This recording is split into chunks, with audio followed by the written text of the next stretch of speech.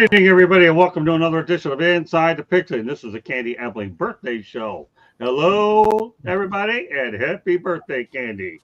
All right. With that said, we have to get it out. I remember once upon a time the Packers ended up beating the Lions on this day a few years ago. But I understand, that I actually had to feel pretty good because my mother-in-law had died. So Candy got the consolation prize, a Packers win. So I kind of bit my tongue on that one a little. But the Lions do happen to play the Packers in 2 days from now on my dad's birthday. So that ought to be an interesting situation. We'll get to that in a little bit. With that said, let me talk about the topics real quick. We're going to talk about the players that are under the most pressure going into the year and what lies ahead for them. Talk about the Michigan Wolverines. Talk about SMU Mustangs. Alabama Crimson Tide. Thanksgiving numbers were pretty good for viewership. Saquon Barkley and the game you're looking for. All right. Over to my right, we got Steve Ballesteri. Welcome back, Steve. Thanks for having me, folks. Hope I can help the ball club. There you go. Yeah, I know, D-Lowe's, you wanted Travis on here because the Central Florida situation didn't quite work out. This wasn't his week. Mel, welcome back. Hey, great to be back. Glad to have you. And Coach Bono. Good to be here. Good to have you. And last but not least, Bo. Good to see everybody. All right, let's get rolling. All right, let's talk about the players that were under the most pressure at the beginning of the year, but now what lies ahead. I'm going to go ahead and list them all by name, and then you guys can go ahead and answer the question the way you want to answer it. T. Higgins of the Cincinnati Bengals, Deshaun Watson, Stephon Diggs, Aaron Rodgers, Sam Darnold. All right, Steve, you know the names. What lies ahead for them? T. Higgins, he's going to be catching passes from Drake May next year. Okay. What about the other guys? Who's the next one? Well, you got Deshaun Watson. Deshaun Watson, he's going to be very short looking for a job. Okay. Stephon Diggs. Stephon Diggs, I think, he's found a home for the time being. I wouldn't mark him down long term, but, eventually they'll get tired of his stuff. But I think he's not going anywhere. I think he's got some, some good chemistry with, the young quarterback down there. I think, right. I think he's not going anywhere in the short term. But he usually runs himself out of town. Aaron Rodgers was next, right? Yep. I think he's going to be released at the end of the season. I think the Jets are just going to have to bite the bullet on how much they own. And Sam Darnold, I think Sam Darnold's going to get paid this offseason. I think he's had a pretty good year. He hasn't been great, but he's been good. Some games he's been really good. Some games not so much, but I think he's going to get paid. Good quarterbacks are still hard to find in the NFL. And if he doesn't stay put with Minnesota, which he might not want to with McCarthy, coming back next year. Right. He's going to find a job and he's going to get paid. All right. Well, Mel, you know the list. You want me to read them again or you want to just go ahead? I mean, I got the list open here. I mean, it is quite a few names, hard to remember. But T. Higgins, Cincinnati probably needs to find a way to pay him. But I think because of some of their shortcomings on the defensive side of the ball, that they're going to have to – he's going to be a casualty. Unfortunately, they're not going to be able to afford to pay him, Joe Burrow, and also Jamar Chase. That's a lot of money that you'd have tied up in those three positions. So, unfortunately, he's probably going to end up playing somewhere else next year. As far as Deshaun Watson, he has an Achilles, right? He's coming back from an Achilles. He wasn't playing that well beforehand, but they're married. They're joined at the hip. So he's going to be in Cleveland next year. Stephon Diggs, he's going to be coming back from that ACL. I'm assuming he'll probably be ready by camp. I think that the offense was. I think he brought something to the offense. I think that he'll probably be back once he's healthy. Aaron Rodgers, they're going to have to find a way to graciously get rid of him. I think he's not working. They need to definitely look at drafting the quarterback in the first round. Aaron Rodgers is not the answer. And then as far as Sam Darnold is concerned, I think that they could probably keep Sam Darnold around. I don't think they're paying him a whole lot of money. I know they got the guy that they drafted. They got the kid that they drafted from Michigan, AJ Walker, and then they just brought in Daniel Jones as well. I mean, I think that makes for a good quarterback room. I think they'll have good competition in there, and just kind of just to let the chips fall where they may. I think that's the best scenario, to have good competition in that room and see who comes out and wins that job. All right, Bo, you're next. Yeah, so Higgins, like Mel said, I think he's going to be a casualty of this team. You couldn't ask the offense to be producing more than they are, and they're losing games, right? I mean, they're putting up over 30 points a game, and they can't get a win. So, you got to look at the defense. And unfortunately, since they're already paying Burrow and Chase, Higgins is probably going to fall by the wayside here. But someone's going to get a good player out of that. Deshaun Watson is about as bad a situation as you can have, and they get to keep him, right? It's a fully guaranteed contract, so you're either going to let him play somewhere else, or you're going to keep him in-house. Either way, he's not your answer, but you're paying for him, so he's probably going to stay. Stephon Diggs, his situation's a little bit interesting because they restructured his deal into a one-year deal. And so I'm not convinced he will be with the Texans next year. Being as he's getting closer to the end of his career, I'm curious if he takes a little bit of a discount to go play with his brother in Dallas. So we'll see. We'll kind of see how that comes through. Rodgers, another situation that is untenable, right? It hasn't been good, and it doesn't look like it's going to be good. So do they move on? They should. They have an out and just embrace the fact that it's rebuild time. And Darnold, he's playing as good as he could play, especially when you look at the rest of his career.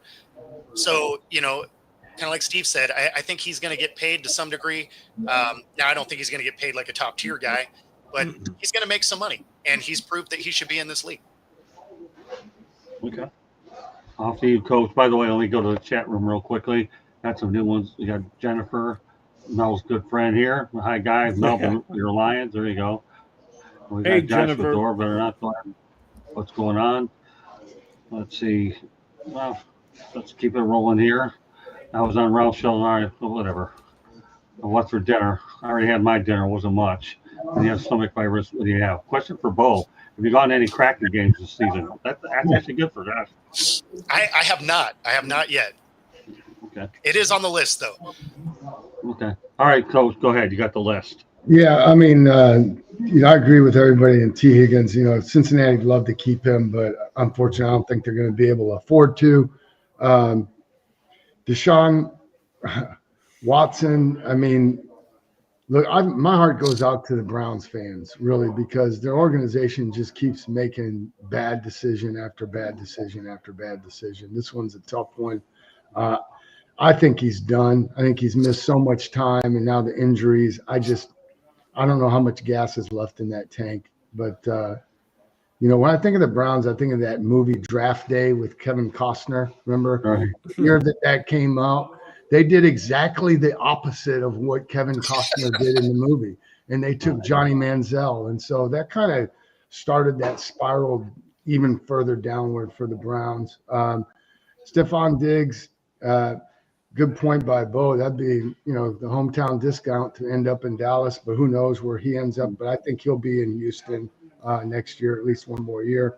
Aaron Rodgers, I'm going to just go out on a limb here since there's no accountability here and say that wherever Belichick lands, that's going to be his quarterback. So I'll do that. And then Sam Darnold's going to get paid by someone. I think he's put enough on tape. I think it would be wise for the Vikings to try to keep him, do everything they can to try to keep him. J.J. McCarthy's the guy for the future. Obviously, that's why they drafted him, but he's going to be on a rookie contract, and he's still going to be as effectively a rookie. I mean, he's lost this whole year because of injury. And so, yeah, that's it. All right, I'll summarize it real quick. T. Higgins becomes a salary cap casualty. Deshaun Watson will actually be Jameis Winston backup. You got to find some sort of a place for him. Okay. Stephon Diggs, I don't know. It's anybody's guess. Maybe he will take a discount to play with his bro. Aaron Rodgers just simply needs to get immunized, period. And Sam Darnold will get paid. That's all. Aaron Rodgers, what do I need to say about this guy? Please, if I were playing fantasy football, I'd go out there and happen to have Brett Favre. I like a gunslinger, not a guy that holds a gun to everybody's head to get the players that he wants. Leave it at that. So, with that said, let's talk about the Michigan Wolverines, 13-10 over Ohio State. Pretty good game, I would say, because obviously I'm rooting for the Wolverines. I know Mel has some pretty good feelings on it. But Ryan Day at Ohio State is 1-4 versus Michigan and 65-6 against everybody else. Davis Warren, get this, beat leukemia and waited 3 years to earn the starting quarterback at Michigan. He actually threw his first touchdown against Fresno State. And again, as I alluded to, he beat OSU on Saturday, but the Wolverines were actually 23-point underdogs in this game, much to the dismay of Urban Meyer. And of course, Ohio State didn't help themselves out by missing 2 field goals. And we all know about the flag situation. Steve, what are your thoughts about how everything transpired in Columbus? Because the Buckeyes, obviously, I think they took the Wolverines a bit lightly. I think so too. It was bizarre. We were talking a little bit about this, offline before the show began. It seemed like there was like a pandemic of flag planting incidents over the weekend. It didn't make much sense, but I mean, stuff happens. And actually, I know like the head security guy on the field at Ohio State, and it was pandemonium there. I mean, it got bad, and players did get pepper sprayed by law enforcement as well as stadium security there. So bad situation all the way around. As far as the game goes, I was kind of shocked at the score. To hold Ohio State to 10 points offensively, I thought was, well, I'm not going to say a little surprising. It was a shocker, actually. If you had told me Michigan would win that game, I would have thought it'd been a semi shootout. You're talking low 30s, something to that effect. The fact that they won 13-10, I think Ohio State spit the bit in that game. I really do. Well, let me tell you, Wink Martindale, great defensive game plan out there. He really did for the Wolverines. Mm-hmm. But Michigan kept hearing all week, hey, you know what? You're 23-point underdog. They were playing on house money and lose. And Ohio State was nervous because Ryan Day didn't want to lose to Michigan. Once upon a time, he thought they were going to put 100 up there. And now he's got a 4-game losing streak. I don't want to steal it too much. But, Mel, obviously you were delighted with this result. Yeah, I root for Michigan once a year. That's it. They play Ohio State. And rivalry games, you can throw the records out the window. It doesn't matter. You're in weight training. You're spring ball. You're always talking about that other team, that team up north, or whether it's another team that occupies space in Southern California. That's what you're getting ready for. So the records don't matter. And unfortunately, I've been on the wrong end of some of those upsets. And the best way to handle the flag planting is make sure you have that same energy during the game. I mean, you got 60 minutes to duke this thing out. And if you don't want that flag planted, don't lose. That's as simple as I can put it. If you lose, you just have to tuck your tail between your legs and you have to take your medicine. That's it. But I don't care about the flag planting. I mean, the guys want to go out there and plant the flag. So be it. You go out there and you do what you did on their home field. Yeah, you should be able to plant your flag out there, stake your claim. Just like a lion out in the wild. They're gonna mark their territory. So they're letting it known that this is not your home anymore. This is our home. We live here. We occupy space here. the best way to prevent that from happening is to make sure you go out there and win that football game. Yeah, turn it over to Bo. Yeah, no, that's exactly it. That's why I always laugh when guys cry about the team running the score up. You don't want them to run the score up? Stop them. Right. Simple. It's football. You play to win the game. Go win that thing. Yeah. It felt like Ohio State was it was like a trap game for them. It's like they were looking past Michigan for some reason. I don't know why, because again, rivalry games, exactly like Mel said, you throw the record out, it's always dogfight. But they didn't seem like they were invested in that game, and they caught an L. So they should be mad that the flag was getting planted, but not mad at them. They should be mad at the fact that they overlooked this game. Turn it over to Coach. Yeah, it was obviously a great game. I'm clearly in the Michigan corner on this one. It's interesting. I mean, I think, defensively, the defense really hasn't been the problem for Michigan all year long. I mean, it's really been, the quarterback position and the ineffectiveness of their offense. In fact, they announced today that they're moving on from their offensive coordinator. Agree with what Mel said about it being a rivalry game. You can throw everything out the window. I thought that a 23-point line I thought was very generous given the history of that game and the magnitude of it. But I think the other story, the side story is what's the future look like for Ryan Day. I think his job is as preposterous as it sounds, because he's an excellent football coach and has done a great job there, but hasn't been able to win that game. So, I think how they do in the playoffs will be very, very important for Ohio State and for Ryan Day in particularly. I think as long as they advance past that first round, I think he'll be fine. But if they're an early out of the tournament, there's an open window right now for Ohio State to go and snatch Mike Vrabel and, really kind of copy what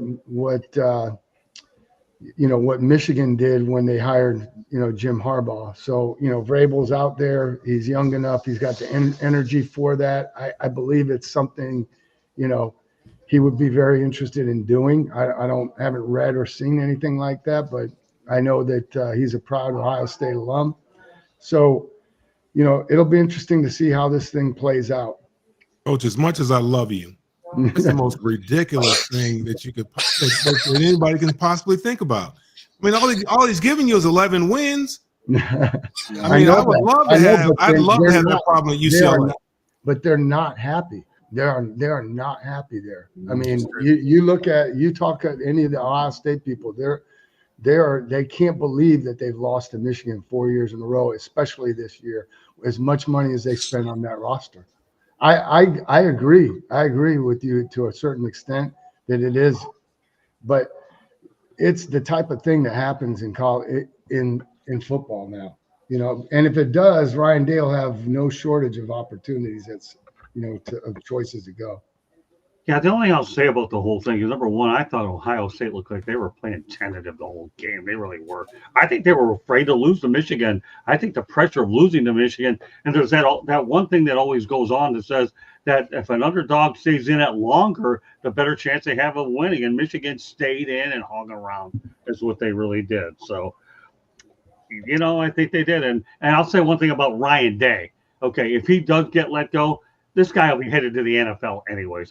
There's no question. I mean, he's a great coach. I don't think it's the right thing to do, but the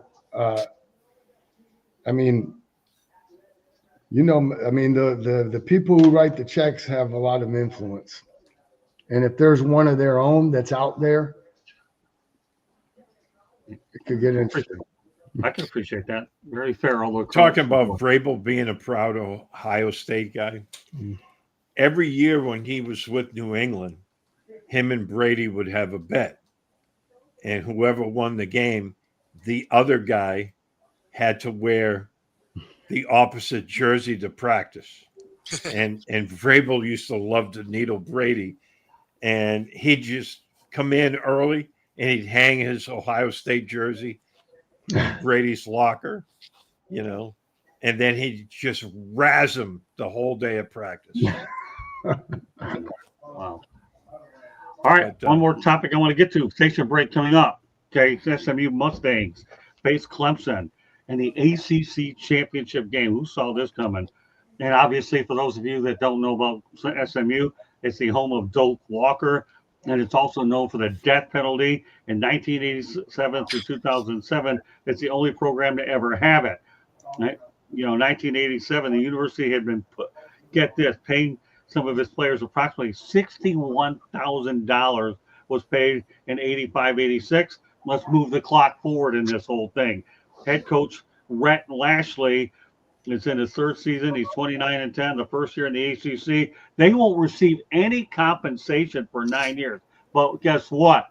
You're talking about a university that's in Dallas, so the boosters are taking care of it.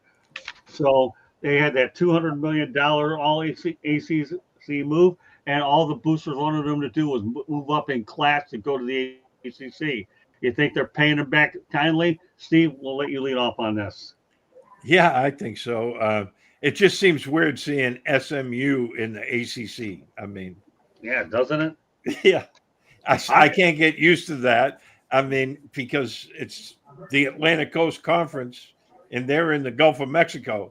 So, but whatever floats the boat. But I remember when all that stuff came out about SMU, and I mean that really set them way back for a very long time. Good for them. I'm glad that they were able to move to a new conference, and now they're in the ACC championship game against Clemson. Anything can happen, and probably will.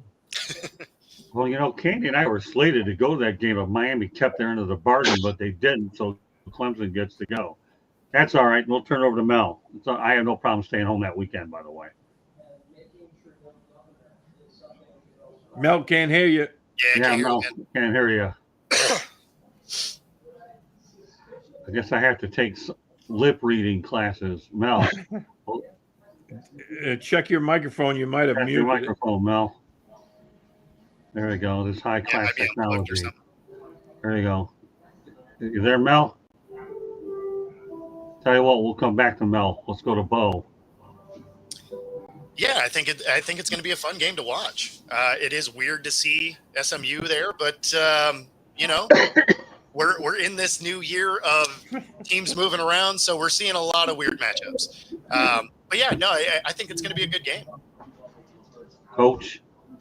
Rhett Lashley's a guy that's in high demand right now. He's done a great job at SMU. Should be a good game. It will be very short order. They're going to be looking at renegotiating his deal, or he's another guy that could be on the move. Right. Well, we'll see if Mel can get back in. Otherwise, he could just voice his 2 cents a little bit later when he gets the whole situation set up. But we'll bring in Candy Epling for a station break, and then we'll find out if Mel's able to say anything about it. But Candy, go ahead. The birthday girl gets to do a station break. Well, thank you. The South Florida Tribune Publishing Company published a book late last year. It is called Lessons from the Microphone, Tuning into the Enduring Wisdom of Visionary Leaders. It is written by your host, Scott, the Motor City Madmouth Morganroth. It is available on Amazon, Barnes & Noble, Apple, Google, and Kindle. Get your copy today. Give it as a gift for anybody you know that might want to learn more about old school media versus new school media and Scott's 40 plus years in the media and how it has changed. Some great stories in there. Get your copy today. There's also a link on our website, www.southfloridatribune.com, where there's also a link to our merchandise store where you can get a sweatshirt or t-shirt for South Florida Tribune. Scott also writes for our website, and I take pictures, so go check it out. There's also all kinds of other great information on our website. If you like to listen to podcasts, you can find us wherever you get your podcasts. If you see the red subscribe button in the lower right hand corner, that means you have not subscribed to us yet. Please do so and share us with all your friends and family, especially anybody that you know might like to listen. Monday nights we typically do baseball. Tuesday nights we do football. Wednesday nights on Sports Exchange we cover all kinds of different sports topics and non-sports. Typically on Thursday nights we do Fire Up. We are not going to be doing Fire Up the next 2 weeks, so we will see you back. I'm not sure which week it'll be then, but we will let you know on that one. Wednesday nights we also do on nofilter.net. Scott does the Motor City Mad Mal show, where you have to purchase a ticket to watch, but the tickets are free. So go take a look at that and watch him on nofilter.net. It's a different network, but we like it just the same. Scott, back to you. All right, let's bring in Mel. All right, talk about the SMU Mustangs. All right, want to make sure the running back gets to talk about the situation where a place where once upon a time Eric Dickerson and Craig James was their alma mater. Go ahead. What are your thoughts about it? Can you guys hear me now? Yeah, I can hear you. Okay. All right, good. No, I think I told you guys before that my cousin, he integrated the Southwest Conference at SMU. Hayden Fry was his coach back then. I actually remember when that whole death penalty, whatever, came down, because we were actually the recipient of a couple guys came to UCLA. Dave Richards, offensive tackle, and Ben Hummel, who was a outside linebacker. So it's good to see it for them. It's good. I think it's good for football, especially with the tradition of SMU. Going back when I was younger, watching SMU football. Was a thrill, especially when you talk about a guy like Eric Dickerson coming out of SMU, and for that to have happened to that program, I think it was on. Everybody was paying folks back then. They just happened to be the ones get caught with their hand in the cookie jar. But it's nice. It's nice to see it for the people. I'm sure of Dallas. It's been a long time coming. I mean, heck, it's been 50 years. It's been a long time, 30, 40 years. They've been really relevant. They started the program and they started, worked their way up, and now they're in the ACC and doing great things there. Well, the irony of the whole thing is now everybody's paying players, so now they get to end up playing in the ACC championship game when it's legitimate. So back then it wasn't there, so you had all the Cowboys and the Oilmen taking over. It's a different story. They got their hands caught in the cookie jar. Now it doesn't matter because everybody's getting a little piece of the action. All right, we'll talk. You say that there's 10 people watching on X, but why don't you answer your comment? Well, number one, we're not getting any, so that's why we don't answer them. But it's always good to get that feedback anyways from the outside. So let's onwards we go. Alabama Crimson Tide is 9-3, the most losses in a season since 2010. The Nick Saban hangover, but Kalen DeBoer did not take a dumb pill overnight. So Steve Ballesteri, what's going on with the Crimson Tide? Well, I mean, you're losing, one of the greatest college coaches of all time. There has to be a little bit of, a hangover there. I just don't think they're as good of a team as they've had in the past. Right. But you know what? They're still pretty entertaining to watch. And, the Iron Bowl was a really good game. And, they do have 3 losses, but you look at the teams they've beaten, they beat some really good teams this year. I mean, they beat Georgia early in the season. I think, if everything stays pat, they'll probably squeeze into the playoffs. There'll be a lot of heartburn about that because of the 3 losses. But again, you look at some of the teams they've beaten, and it's hard to say they don't belong if you're going to put a team like Miami in there. I mean, right. With that defense, I don't know, but I think the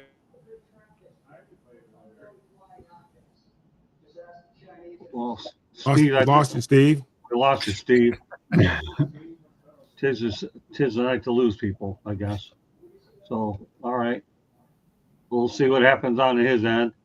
I was getting the gist of what he's talking about. Now we'll see if we can get those technical problems. How about technology, people? It does work and it doesn't work, and all of a sudden, many of us are old enough to either have gray hair or no hair. Go ahead, Steve. Continue on. Oh, I'm sorry. There you go. Somehow my microphone muted itself. So I guess it didn't like what I was saying about Alabama. No filter was just filtering you. All right. So go ahead. I mean, maybe my microphone was built in Auburn. So, yeah, there we go. But no, I think their coach, I mean, yeah, he has a long way to go. And but I think he's done a pretty good job this year.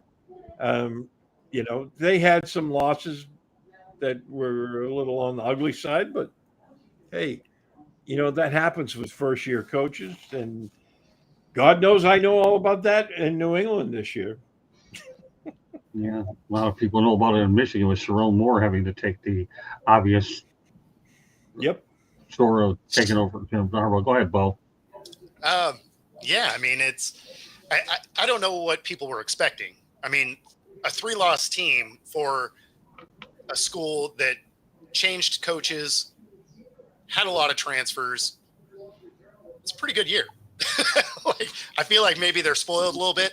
And this is still a voting situation. They're going to find their way into the playoffs. It's going to make people mad, but it's going to happen. So, I mean, overall, they're probably going to be in the playoff. They had a pretty solid season for the amount of turmoil that they had, changing entire regimes. So I feel like people need to calm down a little bit. They can't go undefeated every year. You guys are fine. In other words, you're telling them to relax. Yeah. Via the drama king. Okay, go ahead, Mel. Alabama has lost that air of invincibility, kind of like Georgia. You know, I think a lot of teams, you know, just by them walking off the bus, that was an automatic W. I mean, teams just were intimidated by Georgia. They were intimidated by Alabama when Nick Saban was there. Now that they have a new coach there, I think that air of invincibility is gone. Guys believe that they can compete with this team. Plus, their quarterback play hasn't been very consistent this year, and I think that's the biggest thing, the biggest reason why they have those losses. They just haven't been as efficient on the offensive side of the ball. I think defensively they've done pretty much what they've been doing, except maybe in the Vanderbilt game where they just didn't have a clue of what they were doing. You know, and I think the only reason why they're even considered right now for the playoffs is because they beat Georgia. Really, honestly, a 3-loss team should not be in consideration for the playoffs, considering there's other 2-loss teams out there with, you know, there's other teams out there with better records, regardless of who they played. Vanderbilt loss is a bad loss. That's not a good loss. And I can't remember their other losses. Would they lose to Tennessee and somebody else? I can't remember the other losses, but a Vanderbilt loss on your resume is not a good loss. Just like Notre Dame having the Northern Illinois loss. Now, if they wouldn't have had 2 losses, should we be talking about them in the college playoff? No, what they did is they handled their business and they ran the table. They did what they needed to do. They had a bad outing one day. They handled their business, and now they're in contention. Now they'll be in the playoffs. I don't think Alabama should be in the playoffs. I really don't. A 3-loss team should not be in the playoffs. But, you know, Alabama's a brand. They're a huge brand. I'm sure they probably travel well. And you know, I'm sure they're probably going to get in there somehow or another. But I don't believe that they should be in there. Okay, Coach. Yeah, I agree with Mel and the fact that I don't think a 3-loss team should make the playoffs. Look, their 3rd loss was Oklahoma, where they pretty much got whacked 24-3. You know, the Vandy loss was a bad loss. Although Vandy was an impressive team this year compared to where they've been. They've done a great job there. But you know, all of this, and it's been said here, it kind of makes Saban look even more impressive. You know, obviously Nick Saban did an elite job. You know, one of the great college football coaches of our time, certainly of his generation, and ever will be in the College Football Hall of Fame. You know, all of these places, they're tough for different reasons. Either you don't have resources, But if you do have resources and you have tradition and people care, they expect you to win. They expect you to win. They expect you to win the SEC and be in contention for the national championship every single year at Alabama, which the same can be said about a place like Ohio State. You only get so much time. It's his first year. I think he's a really good coach. Kalen DeBoer is who I'm talking about, but Right. Certainly they're going to have to show some progress in year 2. Yeah. First of all, he didn't take a dumb pill to go to Alabama. I think Kalen DeBoer knew exactly what he was getting into when he went down there.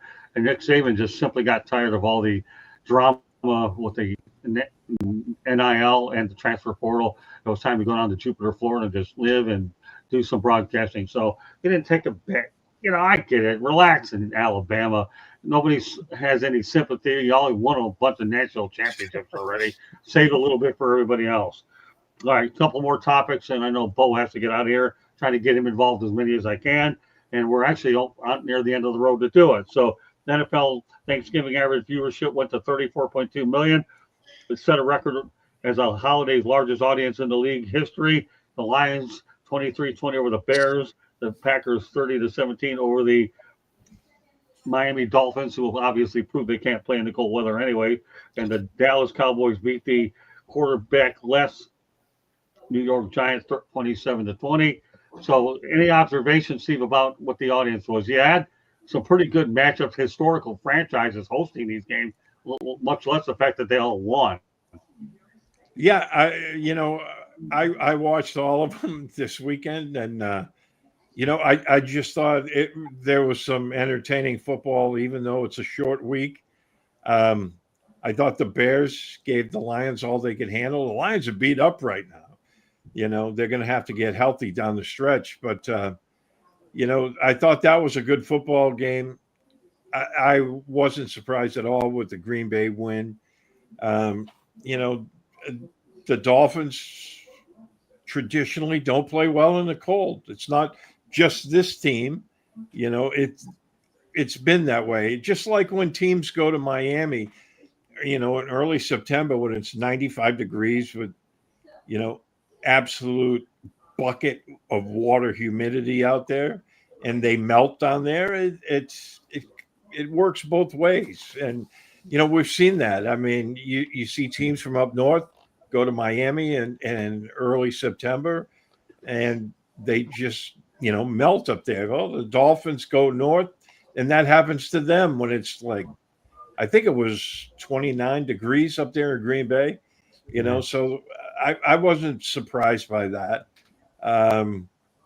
Then what was the other game? Oh, the Dallas and the Giants. I mean, I picked Dallas to win that one just because the Giants, they were on their third quarterback, and I just didn't see them being able to pull that out. But that was entertaining as well. And then I still don't know what happened with Kansas City in that last penalty, but that's, I guess, for another time. Yeah, let me just say this. As far as Miami Dolphins, they're used to playing Buffalo, New England, and the Jets in cold weather. The only thing that's different about this is they got to go to a museum called Lambeau Field. So at least you can take in the history of playing in Lambeau Field, where the other ones you get to go to every year, you don't get nothing out of it. So why not Dolphins? I hope at least toward the Hall of Fame and all that, but I knew that they were going to come on the short end of this because fish just don't. They obviously went ice fishing, and I had to get that analogy in. All right, Bo, go ahead. What do you think attributed to the high revenue though and viewership for these games? Oh, I mean, that's easy. It's a holiday. People are with their in-laws. They're trying to ignore that stuff. No one wanted to talk politics, so they were watching football. Exactly. You're just like, oh, yeah, no, in a minute, I'm going to watch this game here. Yeah. It's certainly the middle one, right? Like, nobody was deliberately watching that. That's why it was in the middle, is that nap time game. You've already eaten food.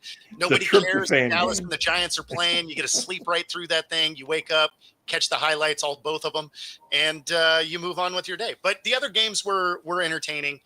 You knew Miami was going to lose. And, it was a good day of football. So, I was happy with it. I did laugh that the worst of the three games was right in the middle, though. You know, the Lions did snap a 7-game losing streak on Thanksgiving Day, so they don't have that thing hanging over their head. All right, Coach, go ahead.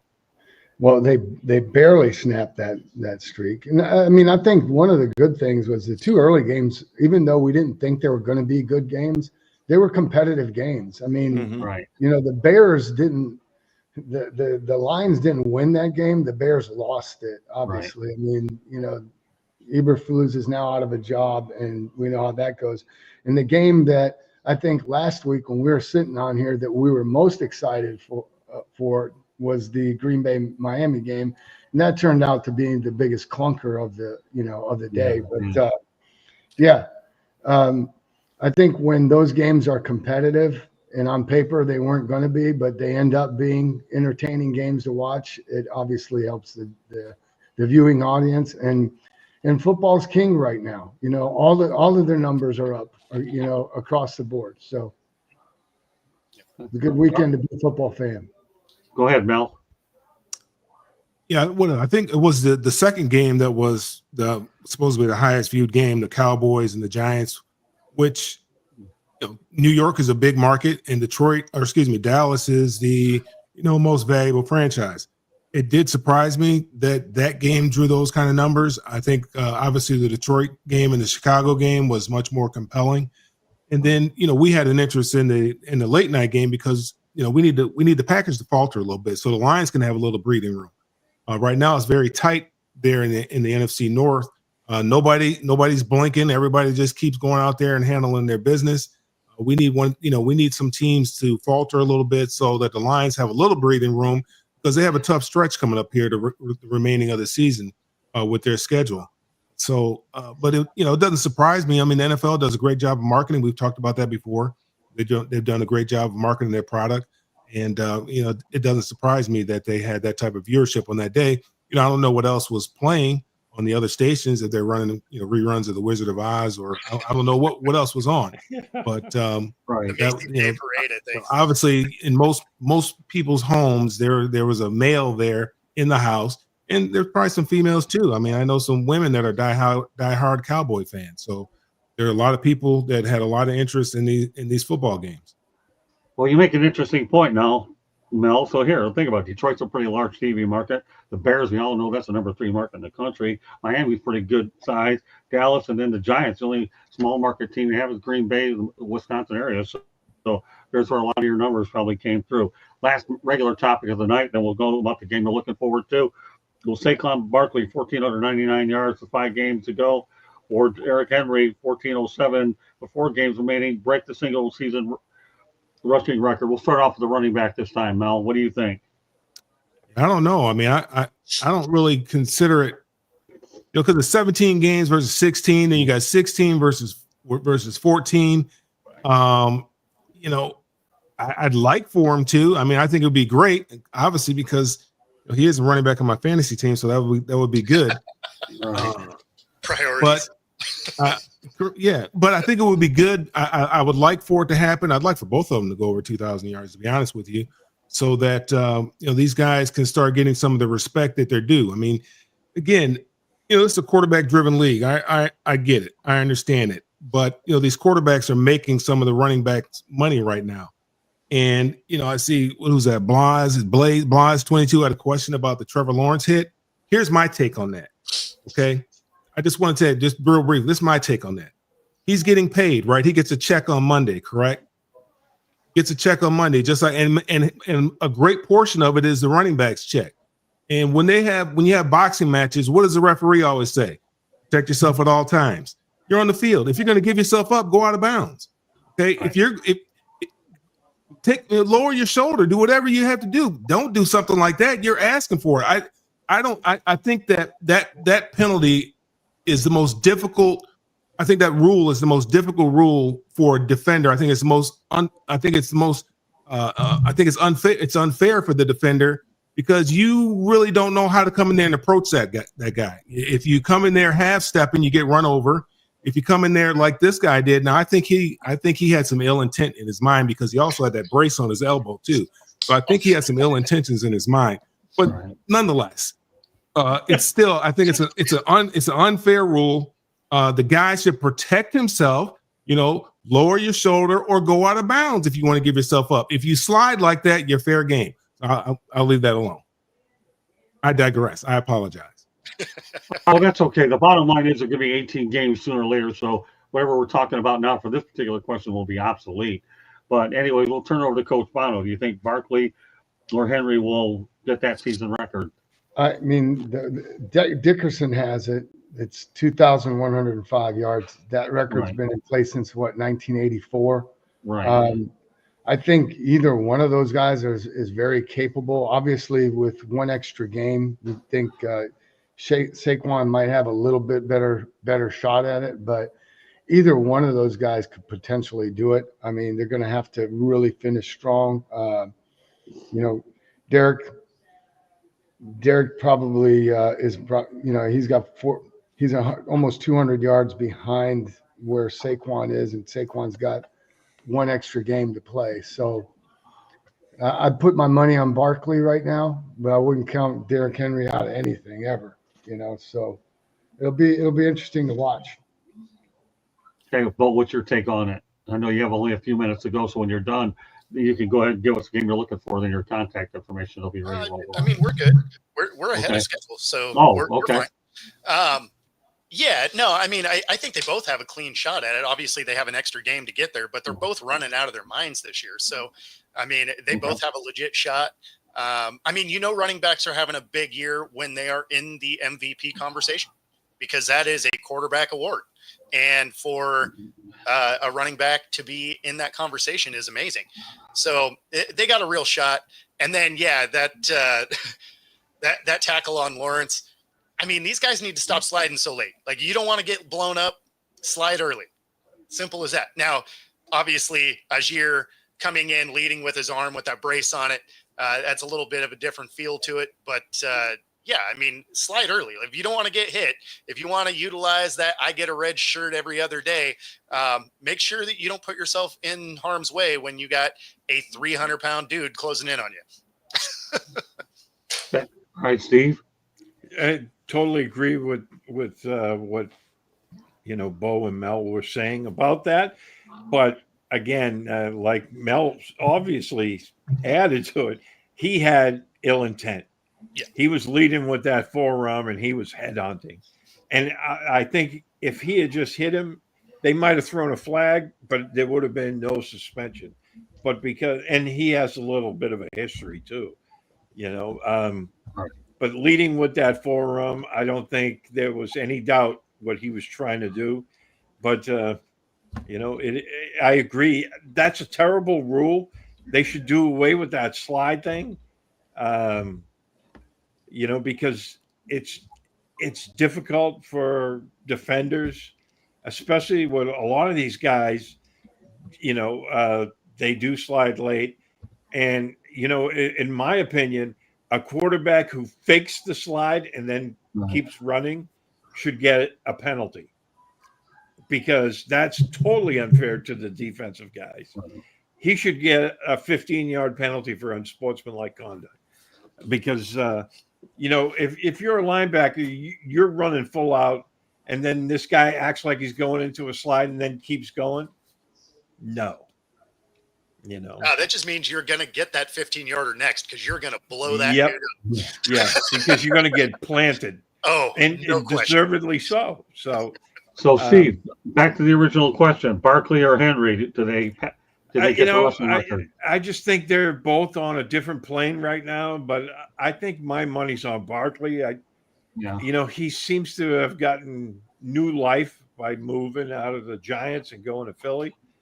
And he's been both of them have been incredible this year. But I just have a feeling it's going to be Barkley this year. Yeah, but again, both of them could break it. I'm going to follow up with you on Barkley. I think so. I think the problem is with the Ravens, they haven't used Henry as much as they have at the beginning of the year, and I think he loses a little bit of momentum there. Because I think Lamar likes to carry it a lot too. Well, that's it. Okay, you just took the words right out of my mouth. I'm glad you did, because that means great minds think alike. Yeah, Lamar's getting the extra yards, and I think that takes Henry out of the equation. That gives it to Barkley. But having a two-headed monster like that is first world problems, right? I mean, no kidding. You're not going to get 25 carries. You'll each get maybe 15 to 18, but oh boy, try to stop it. Yeah, then you extend some But say careers. Derrick Henry gets 1,800 yards. I mean, that's still impressive. Sure it is. Well, not only that, he's playing for a winning team, so it doesn't hurt either. He has a chance to go to the postseason. But all you guys are on point with every one of them. And with a two-headed monster, it means that both those running backs will take some fewer hits as well. All right, the game you're looking forward to. Steve, go ahead. Packers Lions, baby. Yeah. I mean, that's going to be a really good game. Right now, Detroit's a little banged up. Yeah. Normally I would say the Lions take that one fairly easily because I just think they're a tremendous football team right now. But they're banged up a little bit, so and again, it's a divisional rivalry, so all bets are off. I think it's going to be the game to watch this weekend. Well, yeah, it's going to be that one and Chargers KC. Okay. That one will be a great game too. Those are probably the two games that I'm really looking forward to. Coach? Those were the exact two games that I had written down. And then on the college side, I am looking forward to see my Iowa State Cyclones playing the Big 12 championship game against Arizona State. There you go. I like that one. I had a feeling that when that game materialized, you're going to add that one. That's because I get to know the coach that I'm working with. So, yeah, I understand you have some allegiances to Iowa State. I'm actually happy to see him in the championship game as well. So, you talk about when Oklahoma and Texas left, it left new opportunities for other teams, and Iowa State benefited this year. All right, Mel, games you're looking forward to. The Thursday game is the only game that matters. Packers and the Lions. That's the only game that matters. That's gonna. They got a tough stretch here, like I talked about. They're going to find out a lot about their team, a lot about what they're made out of. I mean, they got a stretch here where they can go from 1 to 5, just depending on how things, seeding from 1 to the 5th seed, just depending on how things shake out here, and particularly because their division is so strong. I mean, the Vikings have 2 losses, the Packers have 3 losses, I believe. So I mean, anything can happen. So they definitely need to take care of business this Thursday against the Packers. Yeah, the Lions aren't used to playing on Thursday nights. So what would normally have been a mini bye with 10 days, they only get 7. But yeah, it's pretty hard to debate. Lions and Packers all the way. Lions look like now, a who would have unit. thought a couple of seasons ago that the NFC North would have 3 teams in the playoffs? Yeah, it's pretty amazing stuff. It really is. All right, you know what, Candy? I'm going to let you answer this question, and then you get to take us home. Well, obviously for me, the Packers-Lions game on Thursday night, contrary to some of the other people on this panel, I will be obviously rooting for the Packers. The Lions are banged up, so I think that does make a difference. I know it is in Detroit. Detroit has been playing really tough, really strong. But they've been...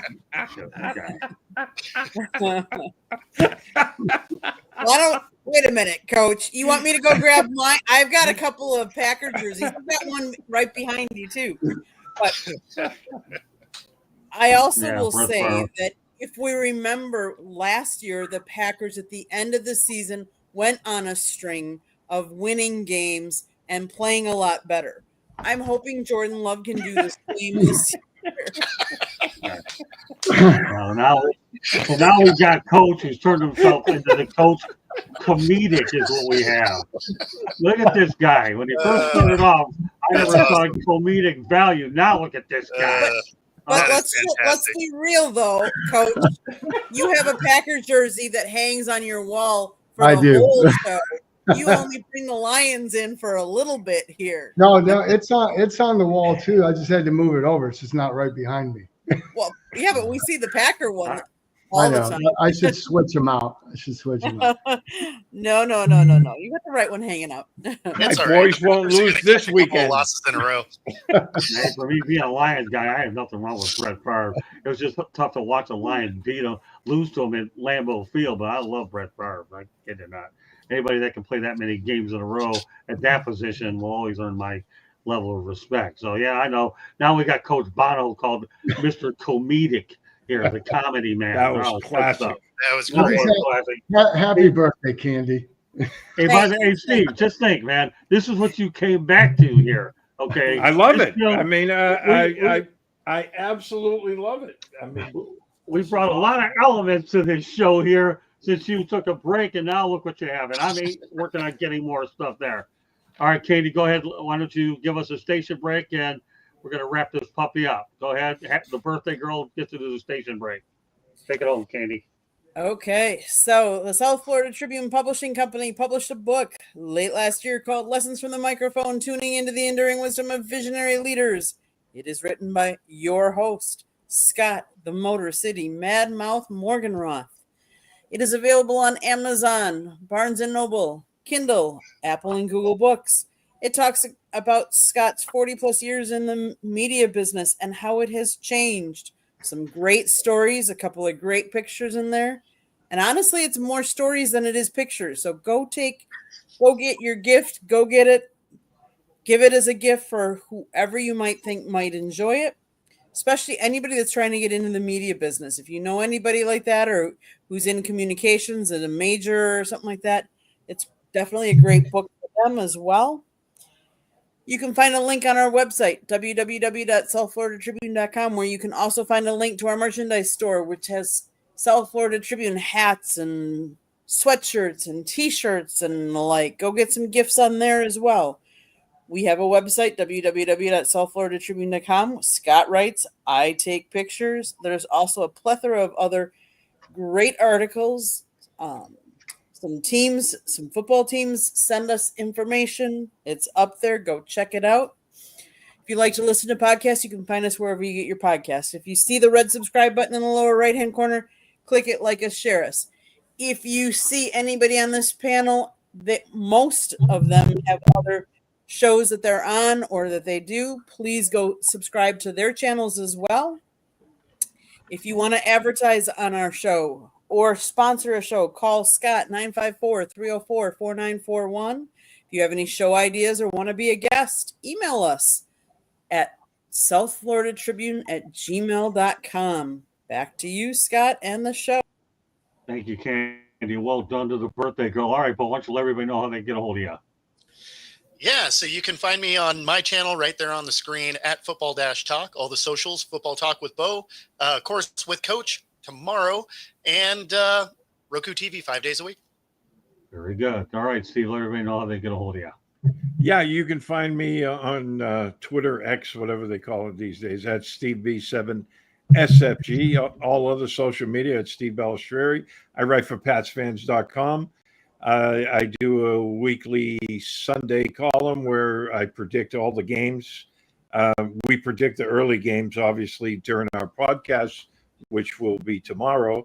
But this past weekend, 15-1, baby. Wow. The only one I missed was the Steelers and Bengals. I like the Bengals at home. Big mistake. All right, 15-1. Nobody's going to slow. Nobody's going to feel too bad about that record. Most people would be envious of that. All right, Coach. Well, I know you have an easy one, but go ahead. Let everyone know they get hold of you anyway. Yeah, you can find me here on Tuesdays with Bo on Coach's Corner on Wednesdays on Roku. And then social media-wise, you have to find me on LinkedIn because I'm not on any other platform by choice. Thank you. Sorry, he's the smartest one of all of us. He knows where to go. LinkedIn, we have to do it because it's part of the job. All right, go ahead, Mel. You can find me on all the social media at Mel Farr Jr. And you also follow what we have going on here in Atlanta and also in Michigan for the youth at melfarsuperstarfoundation.org. Is that by choice, Coach, or by force? There you go. All right, well, I do want to special shout out once again. Happy birthday to Candy Ebling, and more importantly, happy birthday to my father on Thursday. We're looking forward to having a family dinner with my dad, who will turn 84 on Thursday. So, Dad, looking forward to hanging out with you. And meanwhile, Candy gets hanging out with you all day and forever anyway. So, meanwhile, on behalf of Steve Balistreri, Bo Crouch, Coach Bono, and Mel Farr Jr., my name is Scott Morganroth, Motor City Madmouth. Thank you for joining us on this edition of Inside the Pigskin. We will catch you next Tuesday night. Have a great weekend. Enjoy the football, everybody. Bye now.